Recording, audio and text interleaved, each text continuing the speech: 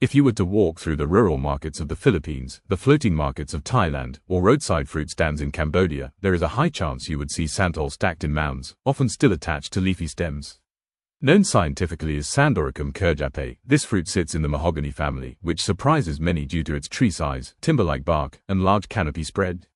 Santol is often sold under two popular names, cotton fruit and wild mangosteen.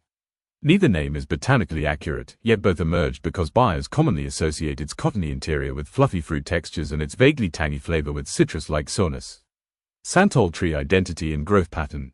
Unlike many small tropical fruits, santol trees are giants. Mature trees can easily exceed 30 meters in height. Their trunks are thick and used historically for durable wood products. The canopy grows wide, allowing families to shade crops, animals, and seating areas beneath them.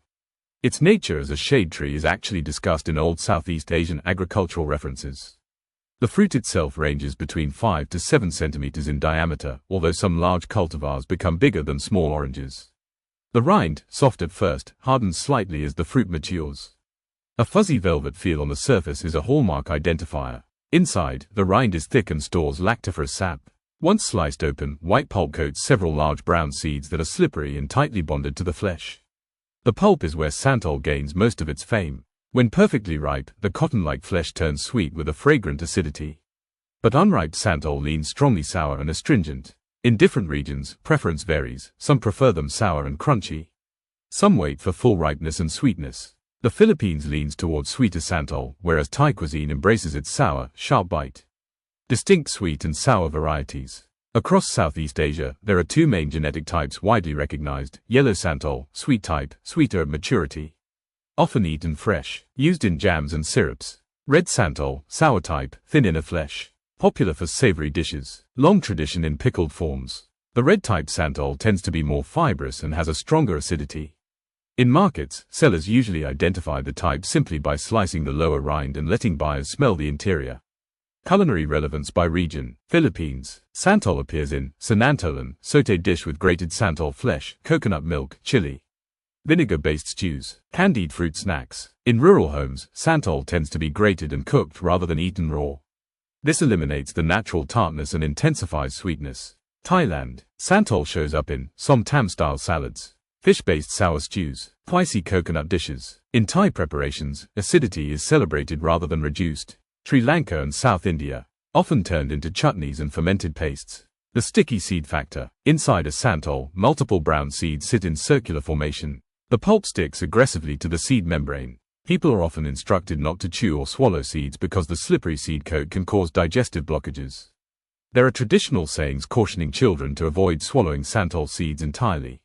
Seeds are not toxic, but their smooth hard surface makes them difficult to pass if swallowed whole. Nutritional context. Santol pulp contains vitamin C, iron, natural pectin, calcium, zinc, dietary fiber. Its pectin concentration enables its use for thickening fruit preserves. Old local herbal practices describe santol bark extract as supportive for gastrointestinal cleansing, fever reduction, appetite stabilization. Modern research continues testing these claims. Historical spread. The fruit likely originated near maritime Southeast Asia, possibly traced to early domestication routes in the Sulu archipelago. Ancient inter-island traders helped spread santol towards central Thailand and onward to Cambodia. Its canopy shading benefits also pushed farmers to cultivate it in homestead clusters. Today, santol trees appear in city suburbs, farmlands, schoolyards, and roadside boundaries. A notable cultural feature: when santol season begins, locals speak about a signal scent, a faint sweet fragrance that spreads through orchards. Children picking fallen santol is a seasonal ritual. Post-harvest behavior. A surprising feature is that santol remains edible even when slightly underripe, unlike many fruits requiring full maturation. After picking, santol softens slowly, becoming sweeter over 24 to 72 hours. Moisture remains stable, making santol robust during transportation. Modern product innovation. Across markets, santol now appears in vacuum-sealed preserved santol, bottled santol concentrate drinks, santol sugar-coated dried candies, fermented santol vinegar. Even confectionery brands experiment with santol-infused gummies. Santol stands out because it is simple yet versatile. Whether eaten raw, grated, salted, candied, pickled, or cooked down into creamy dishes, santol holds a dynamic flavor palette found in very few tropical fruits. It is a fruit deeply connected to comfort, seasonal rhythms, culinary creativity, and regional identity. Wherever Santol grows, it does more than fill baskets, it anchors food memory.